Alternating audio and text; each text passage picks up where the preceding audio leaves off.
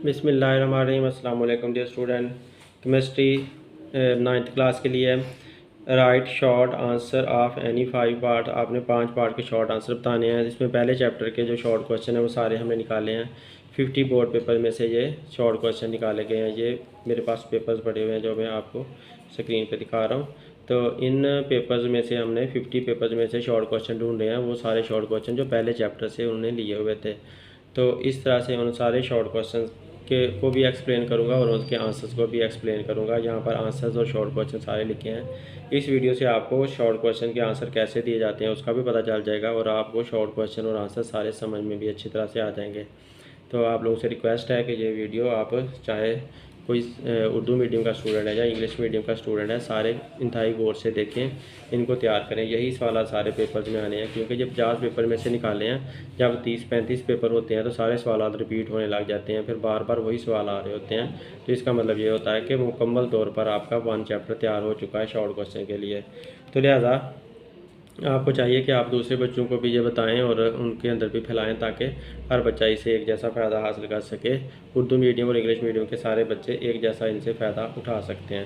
तो आप देखें कि पहला सवाल है, define organic and inorganic chemistry. Organic और इनऑर्गेनिक केमिस्ट्री से क्या मुराद है, उसकी तारीफ़ करें। तो ये देखें हमारे नोट्सों के ऊपर ये दूसरे नंबर पर ये वाला सवाल आया हुआ है। How can you differentiate between organic and inorganic chemistry. आप ऑर्गेनिक और ऑर्गेनिक केमिस्ट्री में कैसे फ़र्क करेंगे, तो यहाँ पर उनकी आपने डेफिनेशन लिख देनी है। तो अब मैं आपको स्टेप बाय स्टेप एक्सप्लेन करता हूँ सारे क्वेश्चंस। तो केमिस्ट्री 9th क्लास के लिए इसका यूनिट का नाम क्या है, फंडामेंटल्स ऑफ केमिस्ट्री, केमिस्ट्री की बुनियाद, boards short answers and questions. तो प्रिपेयर्ड बाय दिया अमानत, ये स्टूडेंट का नाम है जिसने तैयार करके दिए हैं। उसको सारे समझाए और उसकी वजह से उसने फिर तैयार करके दिए, लिखा दिए। Define industrial chemistry, industrial chemistry की तारीफ़ करें। एंड एनालिटिकल केमिस्ट्री, और एनालिटिकल केमिस्ट्री की तारीफ़ करें। तो ये पहला सवाल है, इंडस्ट्रियल केमिस्ट्री की तारीफ़ करनी है और एनालिटिकल केमिस्ट्री की तारीफ़ करनी है। इंडस्ट्रियल केमिस्ट्री ऐसी केमिस्ट्री है कि जो इंडस्ट्रीज़ के अंदर प्रोसेस के लिए इस्तेमाल होती है, वो इंडस्ट्रियल केमिस्ट्री है।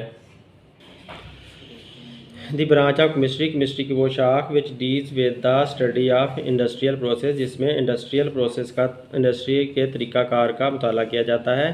एंड टेक्निक, और तकनीक का of preparation of chemical substances, कीमियाई चीज़ों को तैयार करने के लिए on commercial scale. Commercial scale का मतलब होता है बहुत ज़्यादा मिकदार में तैयार करना, यानी कि बेचने के लिए तैयार करना। इस कॉल्ड इंडस्ट्रियल केमिस्ट्री, तो उसको इंडस्ट्रियल केमिस्ट्री कहते हैं। Analytical chemistry the branch of chemistry, analytical chemistry chemistry की वो शाख है विच डील्स, जिसका मुताला किया जाता है, जिसमें मुताला किया जाता है with the study of the analytical methods, analytical तरीक़ाकार का मुताला करते हैं। टू गेट इन्फॉर्मेशन, ताकि हमें मालूमात मिल सकें। अबाउट सेपरेशन, अलहदा करने के लिए। एंड एनालिसिस, और तजिया करने के लिए। ऑफ अ सैम्पल, एक जुज़ का, सैम्पल का मतलब होता है एक थोड़ा सा हिस्सा। टू आइडेंटिफाई इट्स कंपोनेंट, ताकि उसके अज्जा का पता चल सके, पहचान आ सके। इस कार्ड एनालिटिकल केमिस्ट्री।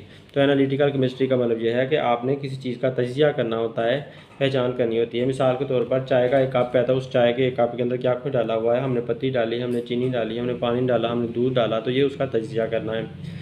तो इंडस्ट्रियल केमिस्ट्री में जब खादें तैयार की जाती हैं तो बहुत ज़्यादा मिकदार में तैयार की जाती हैं, बड़ी मिकदार में, ज़्यादा सारी मिकदार में चीज़ों को तैयार करने के लिए, बेचने के लिए जो भी तरीकाकार अपनाया जाता है वो सारा इंडस्ट्रियल केमिस्ट्री में मुताला किया जाता है। और एनालिटिकल केमिस्ट्री में किसी भी चीज़ का तजिया किया जाता है। फॉर एग्जांपल कोई दवाई है, तो दवाई किस किस चीज़ से बनाई गई है उसका पता चलाने के लिए इंडस्ट्रियल केमिस्ट्री इस्तेमाल होती है।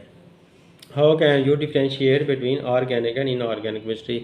ऑर्गेनिक और इनऑर्गेनिक केमिस्ट्री में आप कैसे फ़र्क करेंगे। The branch of chemistry which deal with the study of hydrocarbon and their derivatives is called organic chemistry.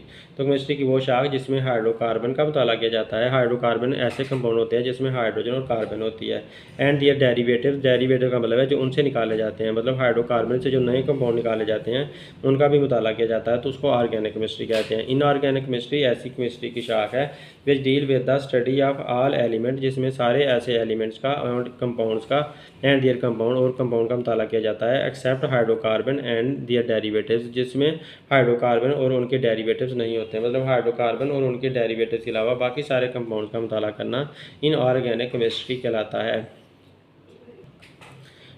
Give the scope of biochemistry, biochemistry का स्कोप बताएं। स्कोप का मतलब है कि पहुंच का मतलब है कि बायोकेमिस्ट्री क्या कुछ करती है। बायोकेमिस्ट्री किन किन चीज़ों का मुताला करवाती है, किन चीज़ों के बारे में मालूमात देती है, तो वो स्कोप होती है।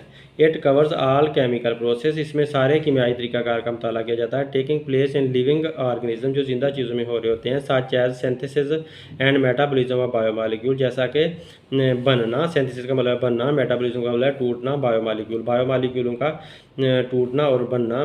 बायोमॉलिक्यूल क्या होते हैं? कार्बोहाइड्रेट बायोमॉलिक्यूल है, प्रोटीन और फैट्स, ये सारे बायोमॉलिक्यूल हैं। जो भी जिंदा चीज़ों के अंदर मॉलिक्यूल पाए जाते हैं, केमिकल्स पाए जाते हैं, उनको बायोमॉलिक्यूल कहते हैं। Examples of application of biochemistry की जो इस्तेमाल होने की मिसालें हैं। बायोकेमिस्ट्री कहाँ कहाँ पर इस्तेमाल होती है? Or in the field of medicine, biochemistry medicine में इस्तेमाल होती है, यानी कि दवाइयाँ बनाने में। फूड साइंस से फूड साइंस में, यानी कि खुराक बनाने में इस्तेमाल होती है। एंड एग्रीकल्चर और ज़राअत में भी बायोकेमिस्ट्री इस्तेमाल हो रही है। Define organic and environmental chemistry, organic chemistry की तारीफ़ करें और माहौलियाती केमिस्ट्री की भी तारीफ़ करें। Organic chemistry the branch of chemistry की वो शाख that deal with the study of hydrogen, जिसमें आप हाइड्रोजन का मुताला करते हैं, कार्बन का मुताला करते हैं, एंड देयर डेरिवेटिव्स, और उनसे निकाले जाने वाले कंपाउंड्स का। तो ये सारी ऑर्गेनिक केमिस्ट्री है। तो हाइड्रोकार्बन का मुताला, यानी कि हाइड्रोजन और कार्बन का मुताला और उनसे निकाले जाने वाले कंपाउंड का मुताला ऑर्गेनिक केमिस्ट्री है, जो कि डेफिनेशन आप पहले भी कर चुके हो, ये वही वाली है। Environmental chemistry the branch of chemistry that deal with the study of the component of environment, ऐसी केमिस्ट्री है जिसमें आप माहौल के अज्जा का मुताला करते हैं।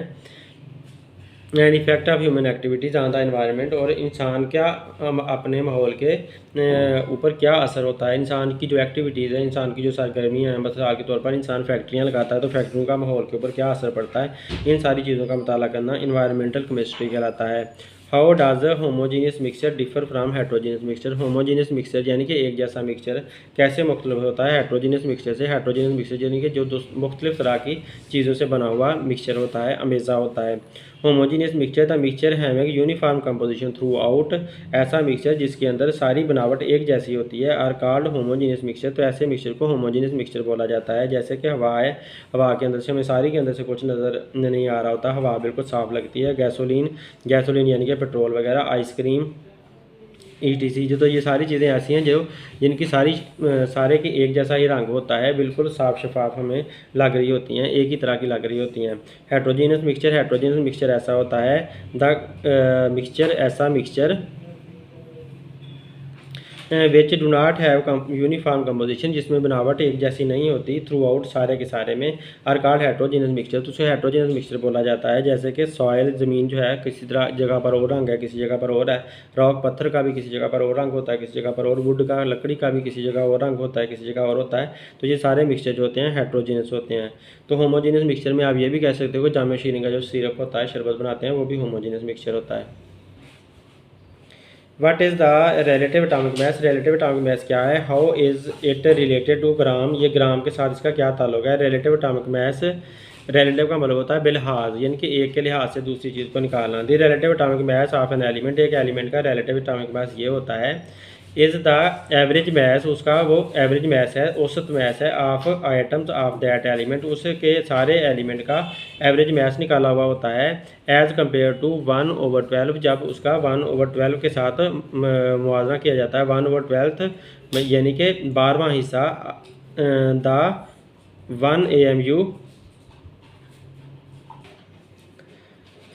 1/12 यानी कि 12वां हिस्सा था। कार्बन 12, यहाँ पर कार्बन 12 आपने लिखना है। आइसोटोप्स, कार्बन के 12 वाले आइसोटोप्स के साथ मुआवजा करके निकाला जाता है। तो 1 AMU 1.66 × 10⁻24 ग्राम के बराबर होता है। तो उसने कहा ना, how it is related to atomic mass, यानी कि एटॉमिक मैस यूनिट AMU के साथ इसका क्या ताल्लुक है। यहाँ पर यूनिट भी लिखना है आपने, एटॉमिक मैस यूनिट के साथ उसका क्या ताल्लुक बनता है। तो एटॉमिक मास यूनिट के साथ उसका ताल्लुक ये है कि 1 AMU बराबर होता है 1.66 × 10⁻24 gram. Define empirical formula, empirical formula की तारीफ करें विद एन एग्जांपल, एक मिसाल के साथ। The formula which shows the minimum whole number ratio between the atoms of different element present in a compound is called empirical formula, वो formula जो कम से कम तादाद को दिखाता है एटम्स के दरमियान जो कि किसी एलिमेंट के अंदर मौजूद होते हैं, या जो किसी भी मॉलिक्यूल के अंदर मौजूद होते हैं। किसी कंपाउंड के जो एक ही कंपाउंड हो और एक कंपाउंड के अंदर मुख्तलिफ एटम होते हैं और एटम की जो सादा तरीन तादाद बता रहा होता है, वो वाला फार्मूला एम्पिरिकल फार्मूला कहलाता है। एम्पीरिकल एग्जाम्पलिग्रेशन फॉर एग्जांपल यानी कि मिसाल के तौर पर, ईजी का मतलब है एग्जाम्पलिग्रेशन यानी कि फॉर एग्जांपल मिसाल के तौर पर। एम्पीरिकल फार्मूला ऑफ बेंजीन का अगर एम्पीरिकल फार्मूला आप देखते हो तो वो CH बनता है, क्योंकि C6H6 उसका एक्चुअल फार्मूला है, जो हकीकत वाला फार्मूला है। जो आप ये वाला 6 और ये वाला 6 इनको काट दो या 6 पे इसको डिवाइड कर दो, C6H6 को 6 पर डिवाइड करो तो आंसर क्या आना है, CH आ जाना है, क्योंकि 6 ने ख़त्म हो जाना है। तो लिहाजा CH जो है ना वो सिंपल फार्मूला या एम्पीरिकल फार्मूला है। And empirical formula of glucose, और ग्लूकोज का आपने एम्पीरिकल फार्मूला निकालना है तो वो C6H12O6 इसका एक्चुअल फार्मूला होता है, जिसे मॉलिक्यूलर फार्मूला बोलते हैं। इस सारे को आपने 6 बार तकसीम करना है। तो जब आप इसे 6 बार तकसीम करोगे तो CH2O बनेगा, क्योंकि 6 भी काट जाएगा, ये 6 भी काट जाएगा, और 12 को जब 6 पर डिवाइड करोगे तो आंसर 2 आएगा। तो लिहाजा CH2O बन जाएगा। तो ये सिंपल फार्मूला आपके पास आ जाएगा, जो कि इसका सादा तरीन फार्मूला कहलाता है। ये सिंपल फार्मूला है यानी कि एम्पीरिकल फार्मूला है, और ये कम्प्लेक्स फार्मूला यानी कि जो मॉलिक्यूलर फार्मूला होता है। फॉर एन एलिमेंट, एक एलिमेंट के लिए जिसका Z यानी कि एटॉमिक नंबर उसका जो है वो 92 है, और एटॉमिक मास A का मतलब एटॉमिक मास 238 है। Calculate the number of neutron and proton in it, और उसके अंदर नंबर ऑफ न्यूट्रॉन भी बताने हैं, प्रोटॉन भी बताने हैं। जो प्रोटॉन होता है ना वो एटॉमिक नंबर ही होता है, यानी कि Z ही होता है। A = 238 हमने यहाँ से ला कर लिख दिया, और Z = 92। नंबर ऑफ प्रोटॉन हमने मालूम करने हैं, नंबर ऑफ न्यूट्रॉन हमने मालूम करने हैं। नंबर ऑफ प्रोटॉन क्या होते हैं, उसका एटॉमिक नंबर ऑफ प्रोटॉन ही होता है। तो लिहाजा 92 आप नंबर ऑफ प्रोटॉन लिख दोगे। नंबर ऑफ न्यूट्रॉन निकालने के लिए आप क्या करोगे, उसका जो ज़्यादा है ना एटॉमिक मैस में से आप इसको माइनस कर दोगे। तो A में से माइनस करोगे Z को, यानी कि ज़्यादा में से कम को माइनस कर दोगे, तो लिहाजा 146 आपके पास नंबर ऑफ न्यूट्रॉन उसके आ जाएंगे। Differentiate between physical and chemical properties, physical और केमिकल प्रॉपर्टीज़ में फ़र्क बताएं। The properties which are related with the physical state of matter are called physical properties. ऐसी प्रॉपर्टीज़ जिनका ताल्लुक फिजिकल हालत के बारे में होता है फिजिकल प्रॉपर्टीज़ कहलाती हैं, जैसा कि कलर है, स्मेल है, टेस्ट है। ये आम बज़ाहिर जो हमें चीज़ें नज़र आ रही होती हैं ना, बज़ाहिर किसी चीज़ की हालत, किसी का रंग गोरा है, काला है, उसका कद लंबा है, छोटा है, तो ये फिजिकल प्रॉपर्टीज़ सारी होती हैं। Chemical properties are the related to the chemical composition, ये कीमियाई बनावट के बारे में जो प्रॉपर्टीज़ खसूसियात होती हैं वो केमिकल प्रॉपर्टीज़ कहलाते हैं। ड्यू टू केमिकल चेंज, ये कीमियाई तब्दीली की वजह से होती हैं। फॉर एग्जाम्पल ईजी एग्जाम्पलिग्रेशन डीकम्पोजिशन ऑफ वाटर, मिसाल के तौर पर पानी को तोड़ना। जब पानी टूटता है तो उससे हाइड्रोजन और ऑक्सीजन निकलती है, तो ये एक केमिकल चेंज है। Calculate the molar mass of HNO3, HNO3 का आपने मोलर मैस बताना है, मतलब ये कि इसका ग्रामों में मैस कितना बनता है। तो नाइट्रोजन का 1 एटॉमिक मैस ऑफ नाइट्रोजन का एटॉमिक मैस कितना होता है, या नाइट्रोजन ही लिखना था, या हाइड्रोजन। देखें atomic mass of nitrogen 14 AMU होता है, और हाइड्रोजन का एटॉमिक मैस 1 AMU होता है। ये आपको पीरियोडिक टेबल से पता चल जाना इनका। एटॉमिक मैस ऑफ ऑक्सीजन का 16 AMU होता है, और मॉलिक्यूलर मैस हमने जब फाइंड करना ना सबका, तो एटॉमिक मैस ऑफ हाइड्रोजन, क्योंकि पहला हमारा हाइड्रोजन है इसके अंदर आ रहा, तो लिहाजा आप इसका फार्मूला इस तरह से बनाओगे, एटॉमिक मैस ऑफ हाइड्रोजन, फिर प्लस का निशान लगा दोगे। यहाँ पर आपने प्लस का निशान लगा दिया, नाइट्रोजन और हाइड्रोजन के दरमियान प्लस का निशान आ गया। फिर एटॉमिक मैस ऑफ नाइट्रोजन, तो फिर ये HNO3 लिखना था। असल में ये फार्मूला जो है ना इस तरह से आप लिख लो ना, HNO3, तो यूँ एटॉमिक मैस ऑफ नाइट्रोजन फिर आ जाएगा। फिर ऑक्सीजन आती है, फिर प्लस का साइन आ गया, ऑक्सीजन के ये 3 हैं, तो यहाँ पर आप 3 लिख दोगे, तो एटॉमिक मैस ऑफ ऑक्सीजन। तो फिर बाद में आप atomic mass of oxygen, last में ऑक्सीजन आ रही है, ये 3 ऑक्सीजन का पहले लिख लिया, एटॉमिक मैस ऑफ ऑक्सीजन लिख लिया। अब ये सारी वैल्यू पुट कर देनी है। पहला एटॉमिक मैस ऑफ हाइड्रोजन है, तो हाइड्रोजन का हमने देखा कि 1 होता है, तो पहले आप 1 लिख लोगे, फिर प्लस का साइन, ये वाला प्लस का साइन ऐसे ही आ गया। फिर नाइट्रोजन का लिखोगे, नाइट्रोजन का 14 है, ऊपर से ये 14 देकर यहाँ लिख दिया, फिर +3 ये वाला ऐसे का ऐसे आ गया, और ऑक्सीजन का कितना होता है 16, ऑक्सीजन का ये 16 है, यहाँ पर ला कर लिख दिया। तो आप 16 को 3 से मल्टीप्लाई करेंगे तो 48 आ जाएगा। 48 में 1 और 14 कितना हुआ 15 + 48 करेंगे तो 63 AMU आ जाएगा। इसको आप ग्राम में भी कह सकते हो, AMU भी कह सकते हो। तो यूँ हमारा ये आंसर आ चुका है। तो define the term mixture and give 1 example from daily life, mixture की तारीफ करें और अपनी रोज़ाना की ज़िंदगी से एक इसकी मिसाल भी दें। When two or more element, जब दो या दो से ज़्यादा एलिमेंट मिक्स अप फिज़िकली ज़ाहरी तौर पर मिल जाते हैं विदाउट एनी फिक्स रेशियो, बगैर उनकी मकदार फिक्स किए, दे फार्म आ मिक्सचर, तो वह मिक्सचर बना देते हैं। जैसे कि हवा है, हवा के अंदर नाइट्रोजन मिली हुई है, ऑक्सीजन मिली हुई है, मुख्तलिफ चीज़ें आपस में मिली हुई हैं, तो यह एक मिक्सचर बना हुआ है। What is atomic number, atomic number क्या होता है? गिव एग्जाम्पल, उसकी मिसाल दें। The element of atomic number atomic number shows, atomic number दिखाता है नंबर ऑफ प्रोटॉन्स, प्रोटॉन्स की तादाद को, इन nucleus of atoms of element, जो एलिमेंट के एटम्स होते हैं उनके न्यूक्लियस के अंदर नंबर ऑफ प्रोटॉन को जो दिखाता है ना, वो अटामिक नंबर होता है। इट्स सिंबल इज जी, इसको जी से ज़ाहिर किया जाता है। इसकी मिसाल भी देनी है। For example the atomic number of hydrogen, hydrogen का जो अटामिक नंबर होता है वो 1 होता है, because it has 1 proton in its nucleus, क्योंकि इसके न्यूक्लियस के अंदर एक ही प्रोटॉन होता है। तो नंबर ऑफ प्रोटॉन जो होते हैं ना किसी भी एटम के अंदर, वो उसका अटामिक नंबर कहलाते हैं। और हाइड्रोजन का अटामिक नंबर 1 है, क्योंकि इसके न्यूक्लियस के अंदर एक प्रोटॉन मौजूद है।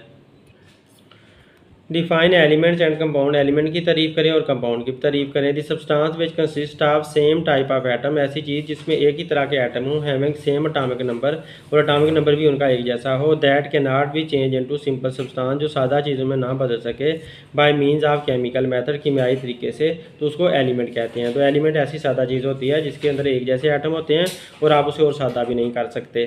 तो गोल्ड है, आयरन है, ये सारी गोल्ड से इनके सोना, आयरन, लोहा, ये सारे एलिमेंट कहलाते हैं। कंपाउंड क्या होता है?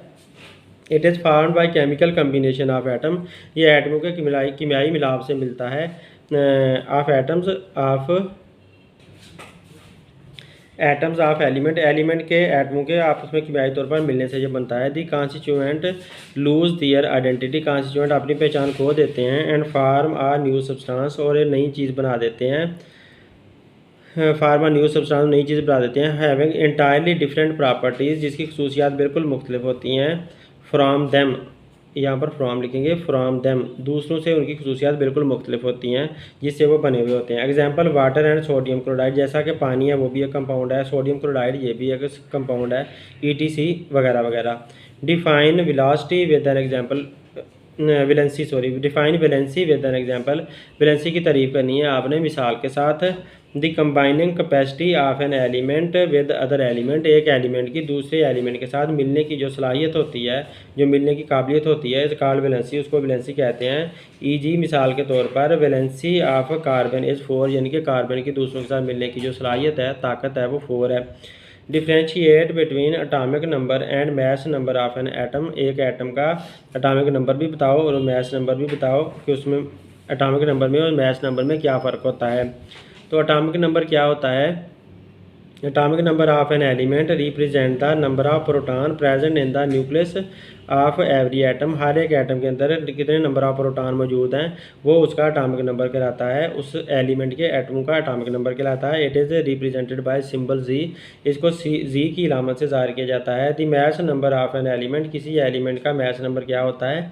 Represent the sum number of protons या न्यूट्रॉन, उसके प्रोटॉन और न्यूट्रॉन को जमा किया जाता है, उसके बारे में वो बताता है। The present in the nucleus of an atom, जो एटम के न्यूक्लियस के अंदर होते हैं, ऑफ दैट एलिमेंट, उस एलिमेंट के।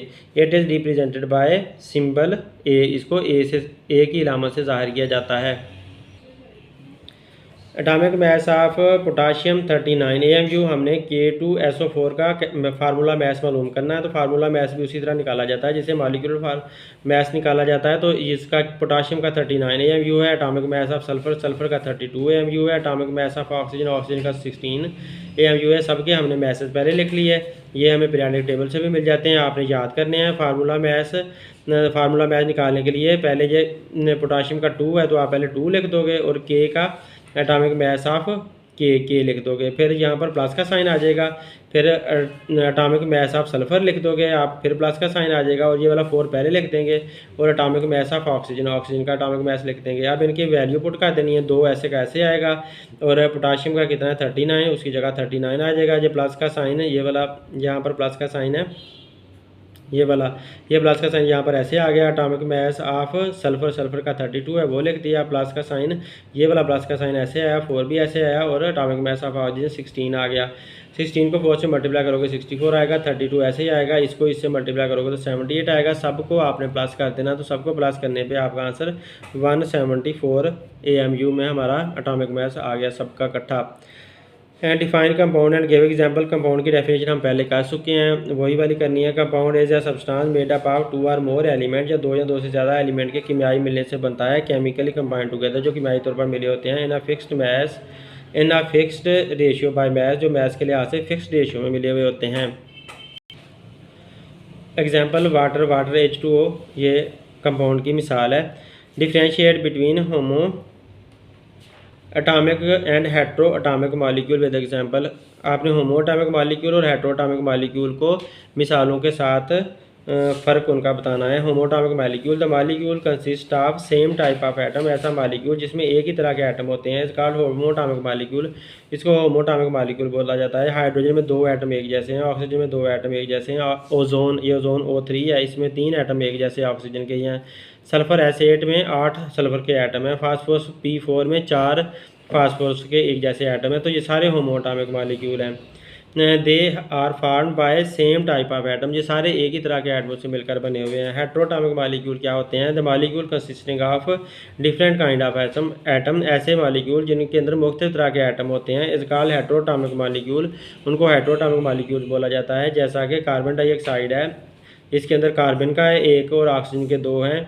दूसरा वाटर है H2O, हाइड्रोजन के 2 हैं और ऑक्सीजन का 1 है। तो मुख्तलिफ तरह के एटम इसके अंदर मौजूद हैं। These are molecule of compound, तो ये मॉलिक्यूल्स कहलाते हैं कंपाउंड के।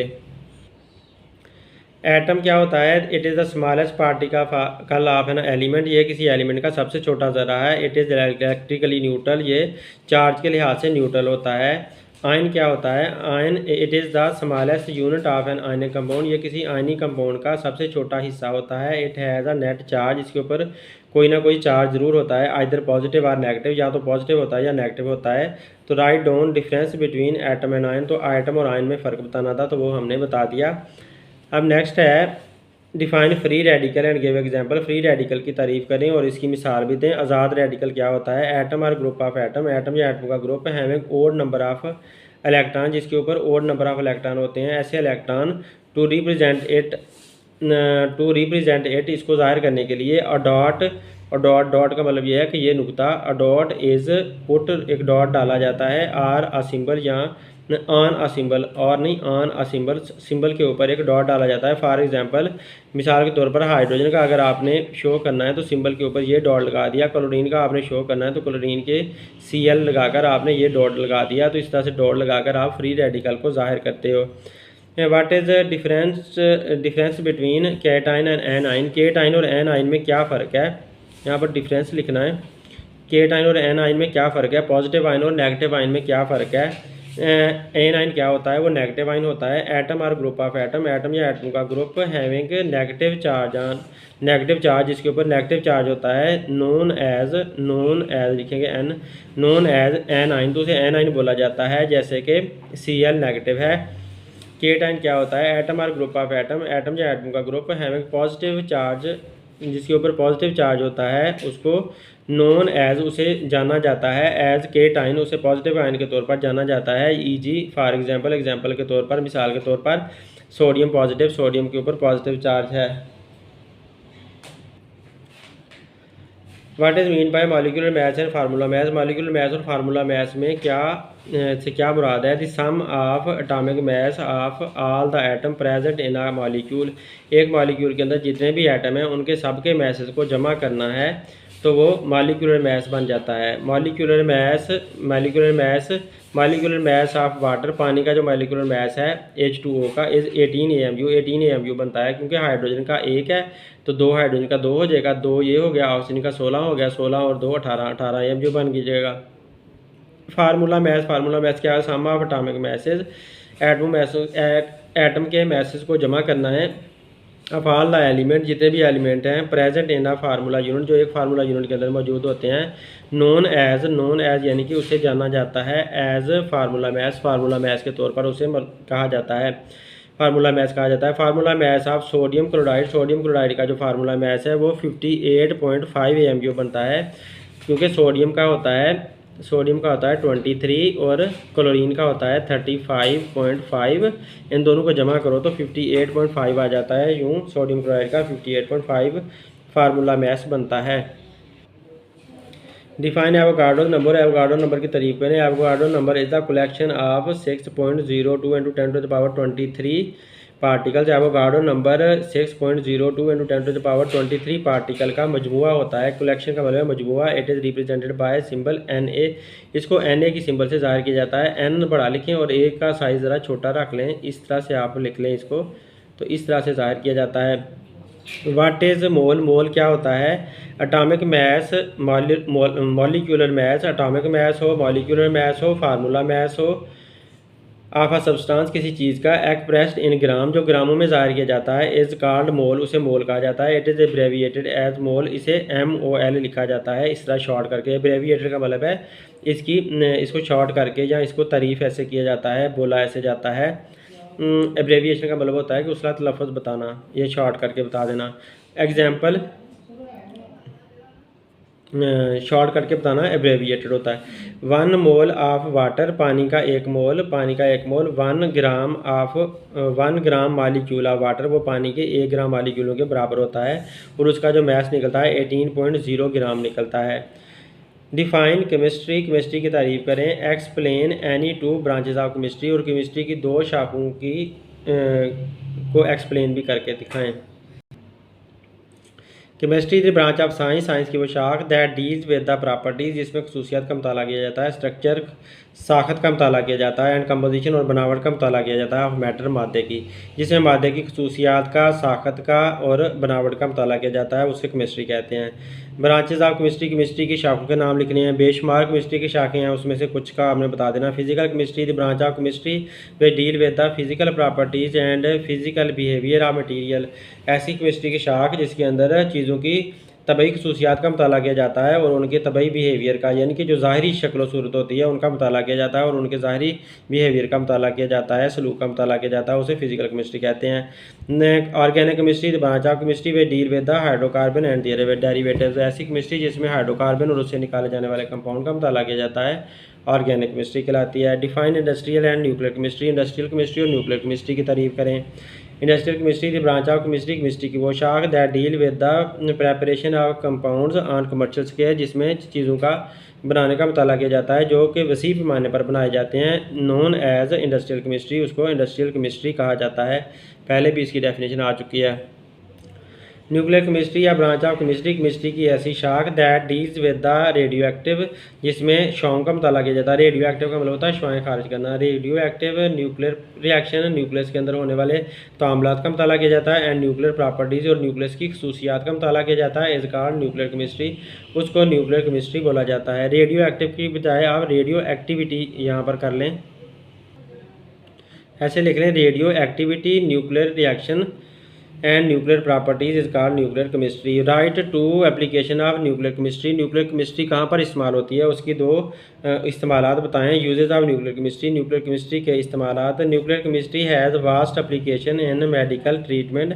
न्यूक्लियर केमिस्ट्री का बहुत ज़्यादा वसी पैमाने पर इस्तेमाल है। मेडिकल का मतलब है दवाइयों, ट्रीटमेंट मतलब इलाज, दवाइयों के ज़रिए से इलाज करने में।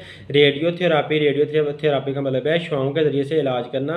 इट इज़ आल्सो अप्लाइड, ये इस्तेमाल होती है फॉर प्रिजर्वेशन ऑफ फूड, खुराक को महफूज करने के लिए, and generation of electrical power, और बिजली की पावर पैदा करने के लिए, through nuclear reactor, nuclear reactor के ज़रिए से। न्यूक्लियस के रिएक्शन करवाकर आप बिजली की पावर भी पैदा कर सकते हैं, खुराक भी इससे के ज़रिए से महफूज रख सकते हैं, और इसके अलावा इसका रेडियोथेरापी यानी कि शुआओं के ज़रिए से इलाज भी कर सकते हैं। Define physical chemistry. Physical chemistry के तरीके हैं। Physical the branch of chemistry that deals with the relationship between the composition and physical properties of matter along with changes in them. Physical chemistry ऐसी ब्रांच है जिसमें चीज़ों के physical ताल्लुक का मुताला किया जाता है, उनकी बनावट का और उनकी तबई खसूसियात का मुताला किया जाता है। इसके अलावा उनके अंदर जो तबई तब्दीलियाँ आती हैं यानी कि मेल्टिंग पॉइंट, बॉइलिंग पॉइंट वगैरह, उनका मुताला किया जाता है, फिजिकल केमिस्ट्री कहलाती है। पहले भी डेफिनेशन आ चुकी है, आप वही वाली कर सकते हो। Define organic chemistry which and which industries are covered by it. Organic chemistry की तारीफ करें और कौन सी इंडस्ट्री में इस्तेमाल होती है। तो organic chemistry branch of chemistry which deal with the study of hydrocarbon and their derivatives. ऐसी केमिस्ट्री जिसमें हाइड्रोकार्बन और उनसे निकाले जाने वाले कंपाउंड का मुताला किया जाता है ऑर्गेनिक केमिस्ट्री कहलाती है। Organic chemistry covers organic chemistry के अंदर आता है पेट्रोल वगैरह, पेट्रोकेमिकल, पेट्रोलियम की सारी सनतें या पेट्रोलियम वाले सारे केमिकल्स एंड फार्मास्यूटिकल इंडस्ट्रीज़ और दवाइयाँ बनाने वाली जो सनतें हैं वो सारी इसके अंदर आती हैं। What is inorganic chemistry. Inorganic chemistry क्या है। Inorganic chemistry the branch of chemistry which deal with the study of all elements and their compound except hydrocarbon. ऐसे सारे कंपाउंड्स का और एलिमेंट का मुताला किया जाता है जो हाइड्रोकार्बन नहीं होते या कार्बन और हाइड्रोजन के अलावा बाकी सारे कंपाउंड का मुताला करना इनऑर्गेनिक केमिस्ट्री कहलाता है। ये भी पहले आ चुकी है। डिफाइन मैटर, मादे की तारीफ करें। Anything that has mass and occupy space. और वो चीज़ जो जगह कमियत रखती है यानी कि जिसका वजन होता है, मैस होता है, एंड ऑक्यूपाई स्पेस और जगह भी घेरती है, कॉल्ड मैटर, उसे मादा कहते हैं। Is called matter. For example E G our body, हमारा जिस्म, and everything surrounding us, और हर वो चीज़ जो हमारे इर्द गिर्द मौजूद है, इज़ कॉल्ड मैटर, उसे मादा ही कहते हैं। Right chemical formula of aluminium sulphate and calcium phosphate. Aluminium sulphate का फार्मूला बताएं। एलुमिनियम सल्फेट Al2SO4 थ्राइस, यहाँ पर SO4 ब्रैकेट के अंदर आएगा, थ्राइस 3 बाहर आएगा। Calcium phosphate Ca3PO4 twice, calcium का जो 2 है यहाँ पर आ गया तो Ca3PO4, यहाँ 4 अंदर आया 2 बाहर आया तो Ca3PO4 ट्वाइस आप कहोगे इसको। Describe any 2 differences between compound and mixture. Compound और मिक्सचर के अंदर कोई से 2 फ़र्क बताएं। Compound it is form by chemical combination of atom of elements. Compound किमियाई मिलाव से बनता है किसी भी एलिमेंट के एटमों के से the constituent lose their identity. Constituent अपनी पहचान खो देते हैं, बनाने वाली चीज़ें अपनी पहचान खो देती हैं। एंड फार्म न्यू सब्सटेंसेस, और नई चीज़ें बनाती हैं। हैविंग इंटायरली डिफरेंट प्रॉपर्टीज़, जिनकी खसूसियात बिल्कुल मुख्तलिफ होती हैं। Mixture it is form bye combination of different things, जो मुख्तलिफ चीज़ों के मिलने से बनता है। It's component do not lose their properties, इसके बनाने वाली चीज़ें अपनी खसूसियात को नहीं खो पाती। Find out the molecular mass of sodium hydroxide NaOH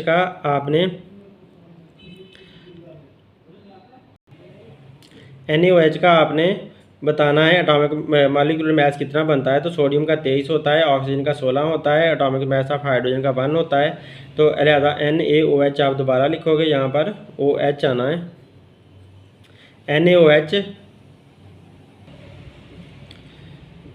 sodium का 23 पहले लिख दिया, ऑक्सीजन का +16 लिख दिया, हाइड्रोजन का +1 लिख दिया। तो सबको जब जमा करोगे तो 40 MU इसका एटॉमिक मैस आ जाएगा, मॉलिक्यूलर मैस आ जाएगा। Which gases are present in air, हवा के अंदर कौन सी गैसें मौजूद हैं। राइट देयर नेम्स, उनके नाम बताएं।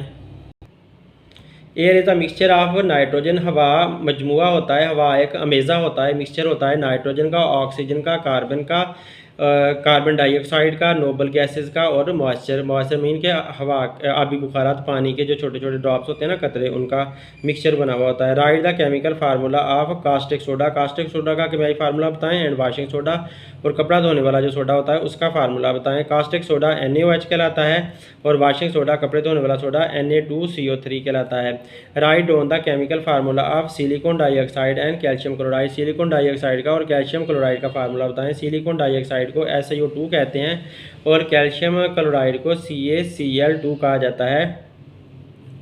Right the name of 2 element which occur in liquid state on room temperature. वो 2 एलिमेंट बताएं जो लिक्विड की हालत में, माए की हालत में पाए जाते हैं आम दर्जा हरारत पर। रूम टेम्परेचर का मतलब है आम दर्जा हरारत पर।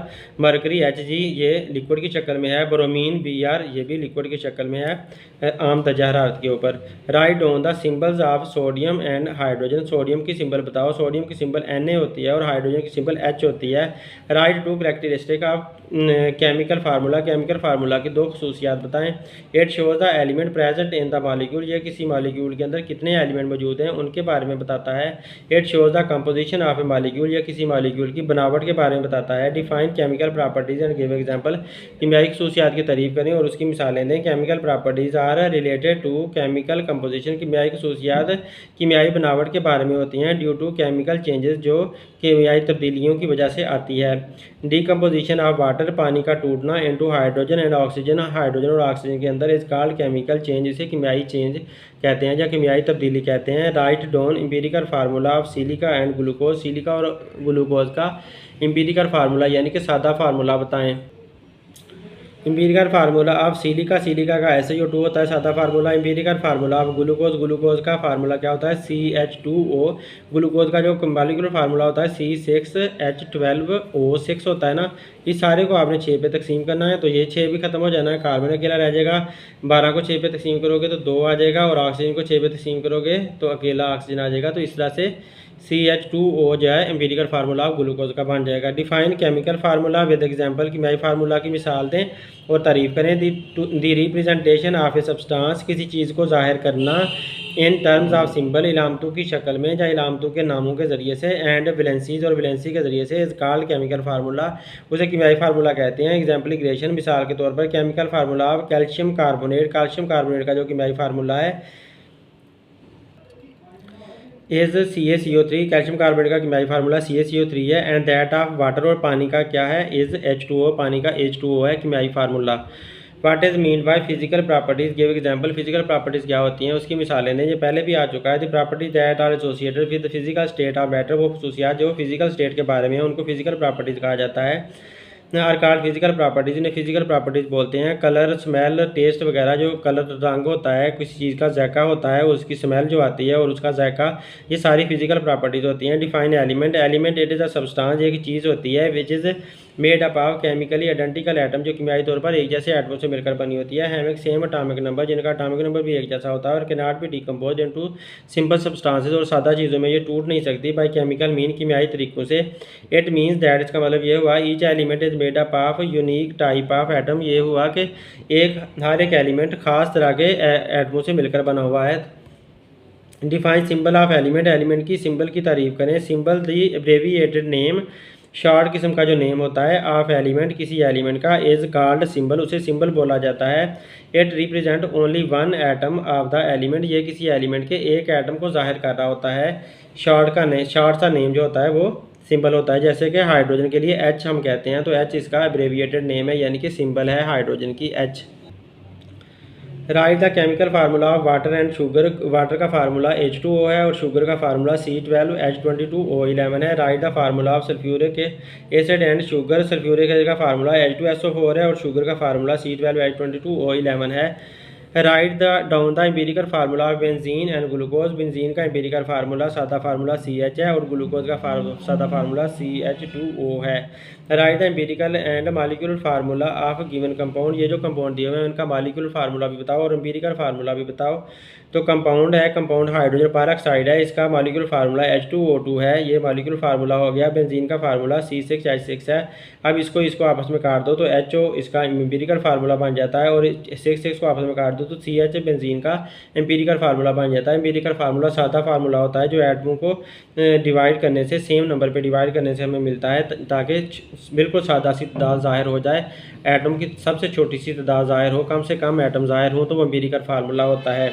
Right the chemical formula of sugar and common salt, sugar का कीमियाई फार्मूला, ये चीनी जो है उसका फार्मूला C12H22O11 है। और कॉमन साल्ट आम नमक, जो हम नमक खाते हैं, जो हमारे टेबल पे हर वक्त पड़ा रहता है, हम सालन में डालते हैं, तो सोडियम क्लोराइड, उसका फार्मूला NaCl है। Right on the chemical formula of ammonia and sugar, ammonia और शुगर का कीमियाई फार्मूला बताएं। अमोनिया NH3 होता है और शुगर जो चीनी होती है C12H22O11, ये उसका फार्मूला है। ये symbol of arsenic and silver. Arsenic की सिंबल बताओ, तो सिंबल ऑफ आर्सेनिक AS है और सिल्वर की AG है। Human body is made up of how many element, right their name. इंसान का जिस्म कितने ज़्यादा एलिमेंट से बना हुआ है, उनके नाम था। Human body is made up of 6 element. इंसान का जिस्म 6 एलिमेंट से बना हुआ है। वे 4 जो कि हैं oxygen, carbon, hydrogen, nitrogen, calcium, phosphorus. तो इन ये ज़्यादातर एलिमेंट हमारे जिस्म के अंदर मौजूद हैं। इसके अलावा और एलिमेंट भी हैं, लेकिन बड़े बड़े के नाम बताए हैं। Differentiate between atomic number and atomic mass. Atomic number और एटॉमिक मैस का फ़र्क बताएं। एटॉमिक नंबर क्या होता है ये पहले भी बता चुका हूँ, एटॉमिक मैस भी पहले ही बता चुका हूँ, इसका आप अच्छी तरह जान चुके हो। वही वाला सवाल आप दोबारा लिख देना। अब अगला देखें।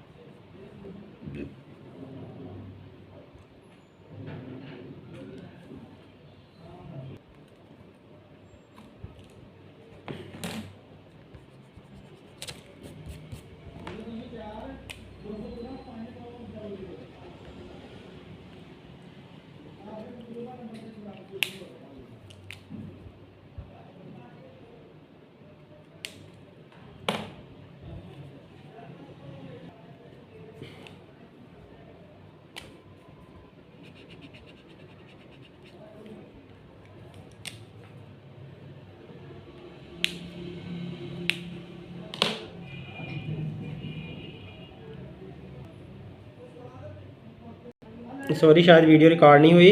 तो ये जो मैसेज हमने निकाले थे वो सारे हमने इनकी जगह पर लिख देते हैं। फार्मूला मैस, तो 2 atomic mass of sodium. Sodium का यहाँ पर 2 बाहर लिखेंगे क्योंकि ये 2 बाहर आया हुआ है, तो सोडियम का अंदर लिखेंगे।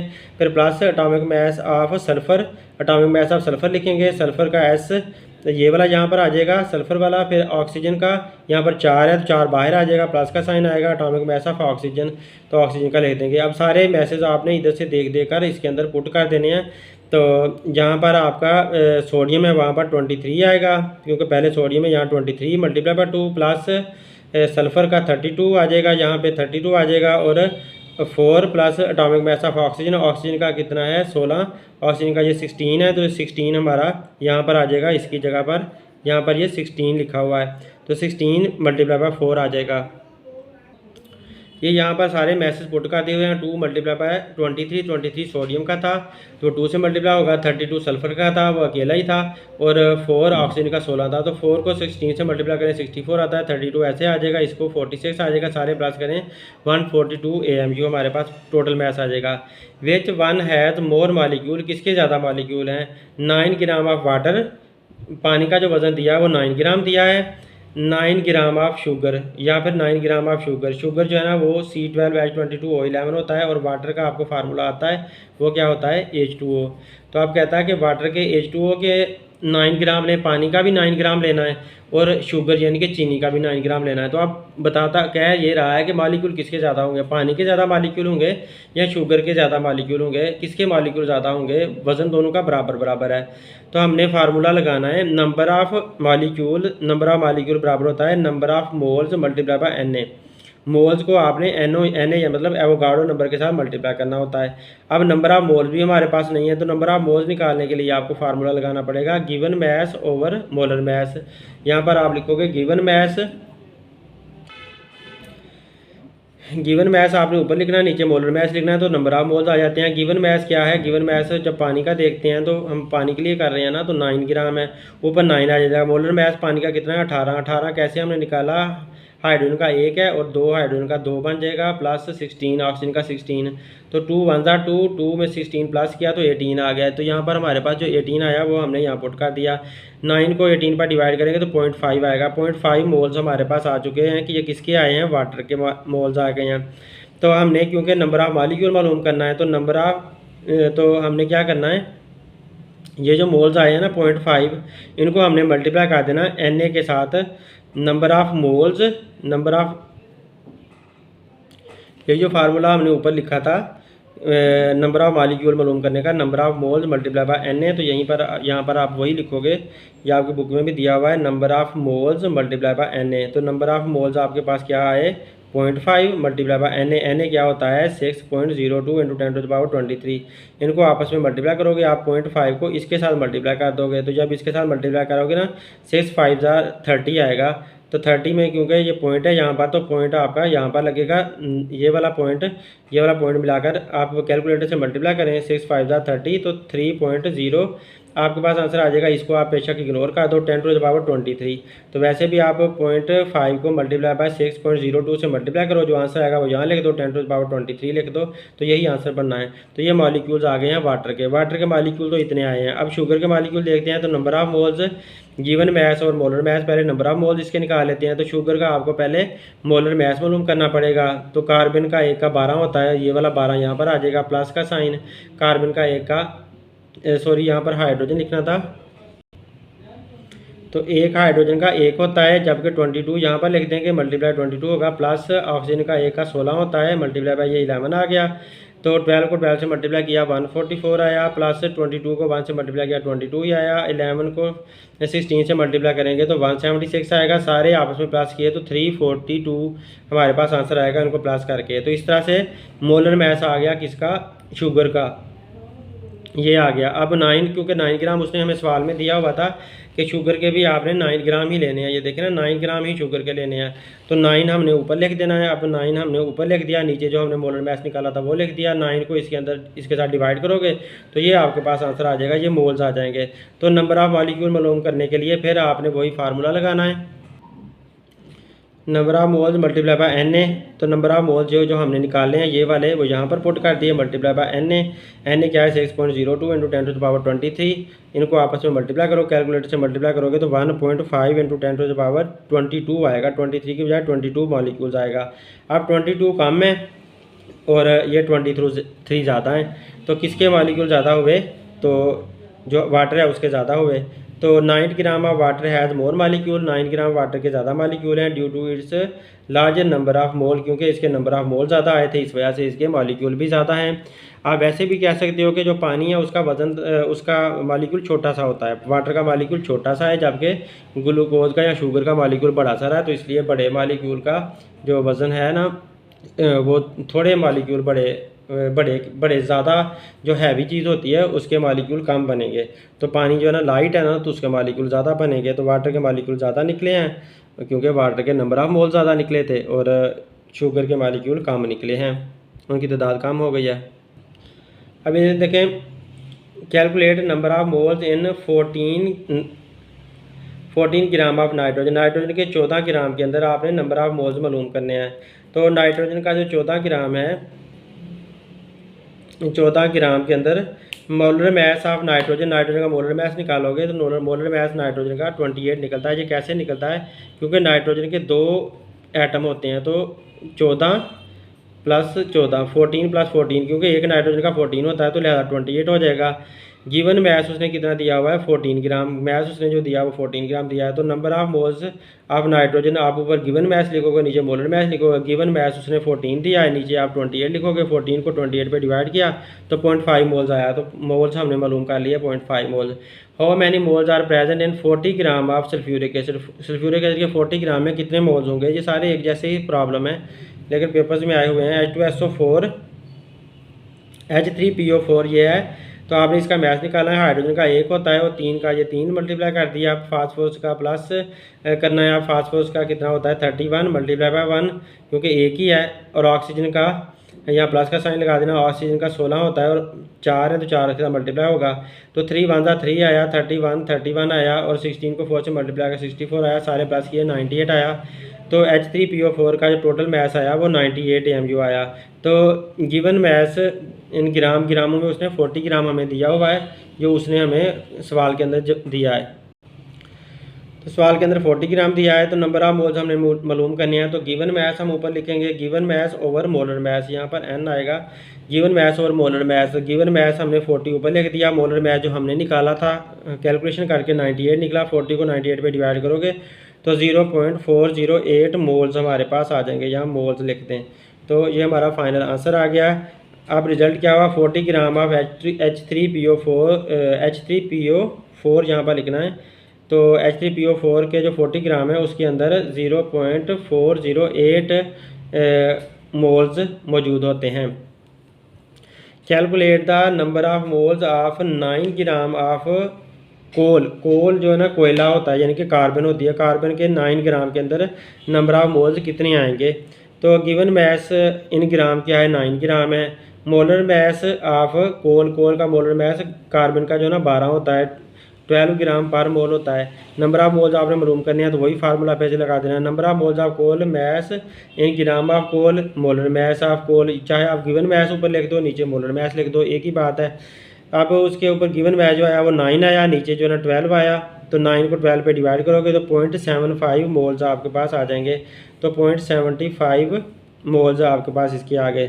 तो रिज़ल्ट चाहे आप ना भी लिखें, बस यहाँ पर आपका आंसर आ चुका है। Write the name of any 2 element which are found in solid and liquid state. Solid और लिक्विड हालत में कौन कौन से एलिमेंट पाए जाते हैं? Gold and iron are solid. सोना और ये जो लोहा होता है वो सॉलिड हाल में पाए जाते हैं।